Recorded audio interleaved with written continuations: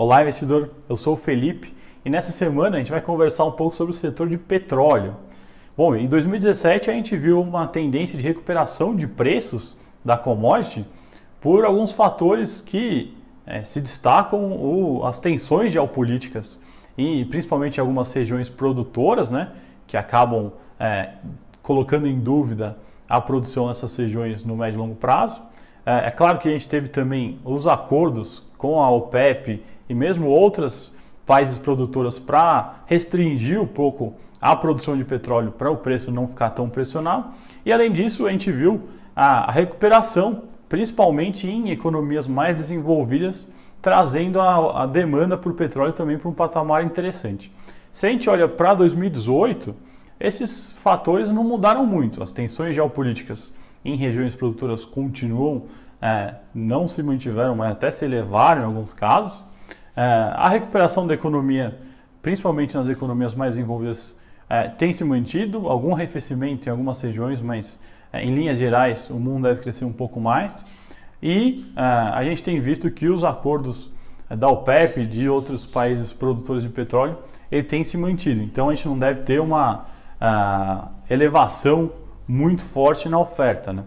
Um ponto que pega para esse ano é que alguns países produtores, destaque aí para Estados Unidos, Canadá e Brasil, não entraram nesse acordo para restringir a produção. E aí principalmente os Estados Unidos com o shale gas deve se destacar aí com uma elevação na oferta, né? Ainda assim, a agência do Departamento de Energia americano que cuida aí dessa parte de petróleo, ela estima que a oferta mundial deve crescer em 2% só esse ano. E a demanda deve crescer um pouco menos, em 1,7%. Então a gente vê que oferta e demanda não deve ser algo que vai diferir muito do ano passado, deve ficar bem em linha, né? Um ponto importante para o mercado doméstico especificamente é que no ano passado a gente teve algumas mudanças regulatórias.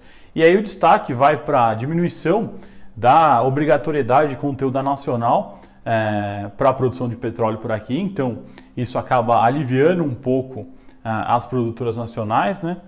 E a retirada da obrigatoriedade da Petro de participar de todos os leilões do pré-sal com pelo menos 30% dos consórcios, né? Então agora não só a Petro, mas isso muda bastante coisa para as outras empresas que agora podem participar dos leilões sem a sociedade com a Petrobras. Olhando para a produção de petróleo aqui no Brasil, a expectativa para 2018 é de uma elevação bem leve, de 1,5%. Mas olhando para o horizonte de médio e longo prazo, olhando para a Petrobras, que responde por 95% da produção nacional, a expectativa é que ela comece a produzir petróleos em poços que podem elevar a capacidade de produção dela em até 40% nos próximos 4 ou 5 anos. É claro que tem alguns poços mais antigos que vão perdendo o poder de produção de petróleo. Então esses 40% não vão ser na veia, é o bruto, não é a adição líquida de produção. Mas ainda assim é um fator importante para a gente ficar de olho aí, para não ter uma pressão muito forte nos preços do petróleo.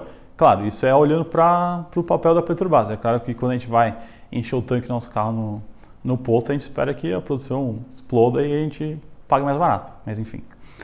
Um ponto importante olhando para o futuro próximo é a eleição. Porque um fator que mexeu demais com os papéis foi a entrada do Pedro Parente na presidência da empresa, que deu um verdadeiro choque de gestão. Então, e os papéis se valorizaram bastante. Olhando para 2019, por exemplo, dependendo do governo, a gente pode ter uma mudança aí na direção da companhia. Então esse é um ponto aí para ficar de olho no curto prazo, pelo menos até outubro. Lembrando que semana que vem tem vídeo novo no canal e fique ligado também nas nossas redes sociais, porque a gente tem dado bastante dicas de investimentos, não só em ações, mas também em outros produtos do mercado financeiro. Até a próxima!